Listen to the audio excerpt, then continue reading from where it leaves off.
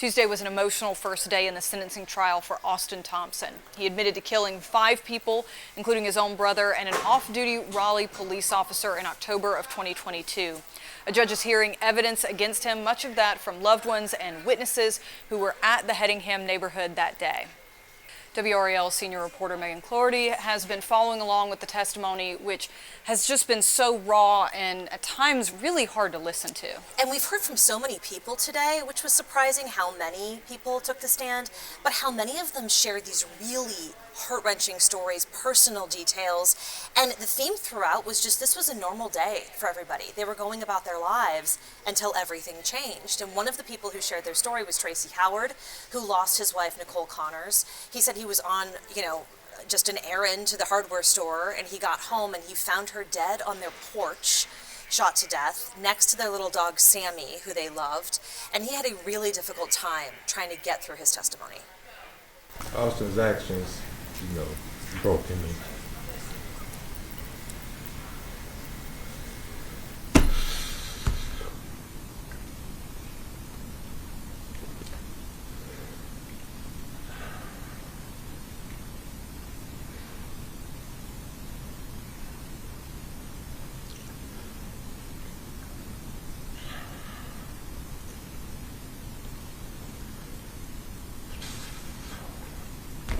I don't enjoy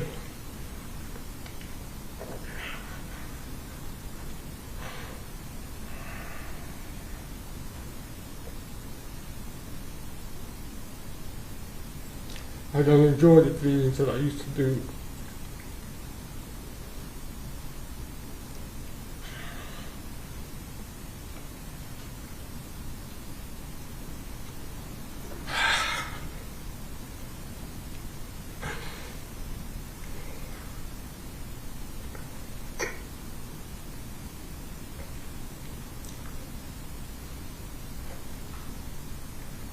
I feel socially awkward now. I don't like to go anywhere.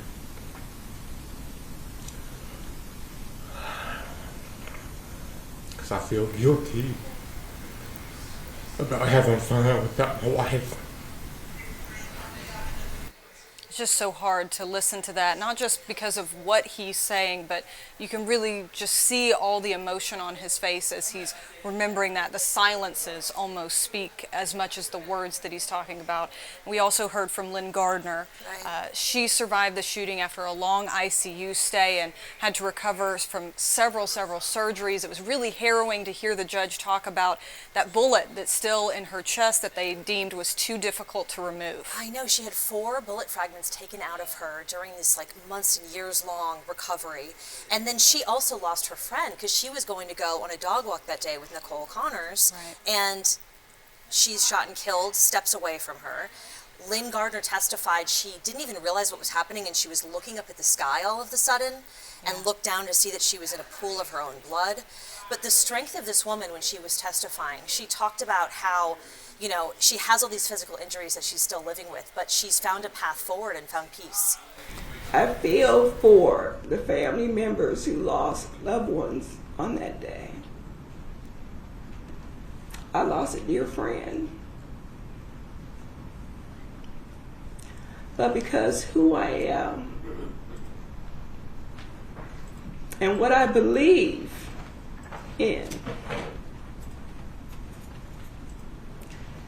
has given me the grace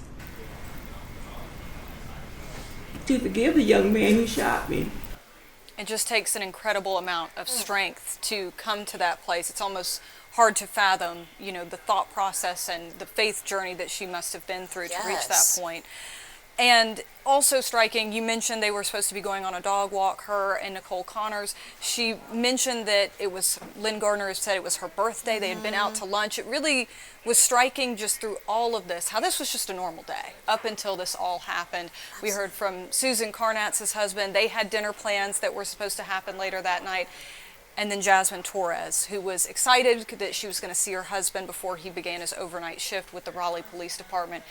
And when she first saw his car in the driveway, she felt really happy to see him. But then shortly after realized what had happened? I guess that they had opposite schedules, right? So it was unusual to be able to see him in the morning and then before he went to work. So she was describing how she was coming home. Oh, she sees his car. She's so excited.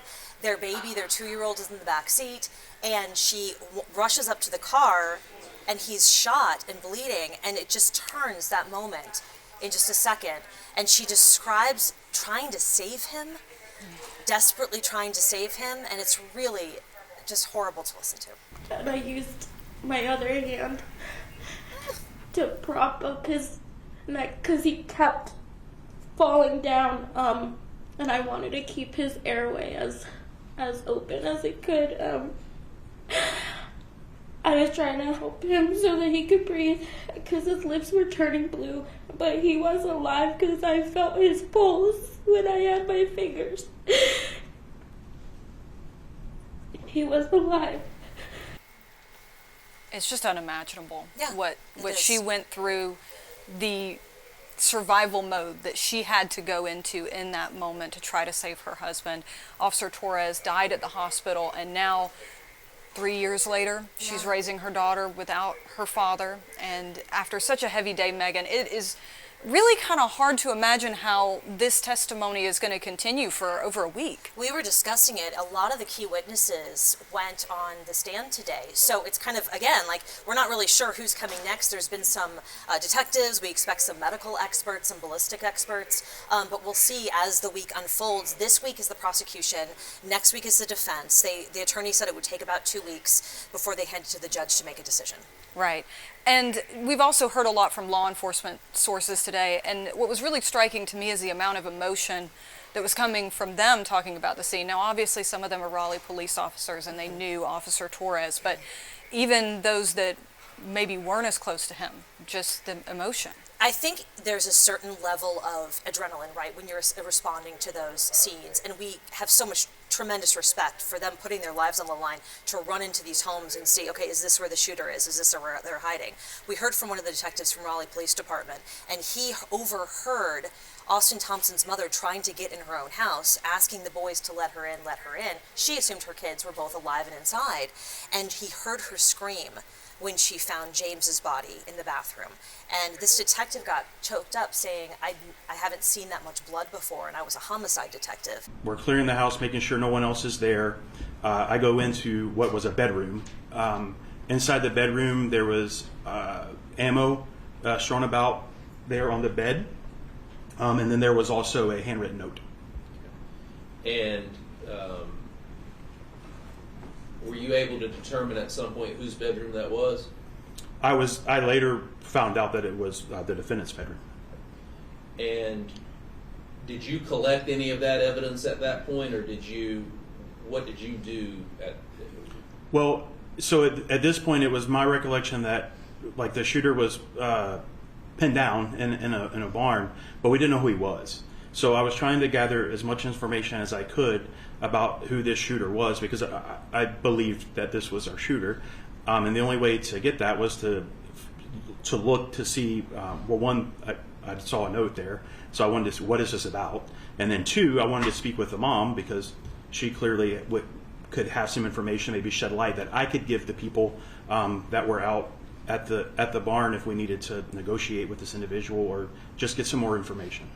So it really indicates to you not only how much they care, Right. but how unbelievable this scene was into what all of these very experienced officers had already, had been through in their lives. So it's very difficult to hear, and it really speaks to the crime itself and the impact that it had. Right, and here we are these years later trying to figure out where this is going to end up in terms of sentencing for Austin Thompson. What are you kind of looking for as we go into tomorrow? What kind of testimonies or developments do you think we might see? I think we heard a little bit today. I think we'll hear more from the people, maybe the secondary witnesses, the people who came upon the bodies on the Greenway, who heard things, who saw things, maybe not those related to the victims anymore, but there could be more really heavy testimony as well. And as I said, experts, medical experts and ballistics experts will have to testify just to kind of paint the scene from a scientific standpoint. All right. Well, we will obviously be watching it closely. Thank you for your reporting on this, Megan, and we know that you'll stay on top of it for us. And thank you for watching.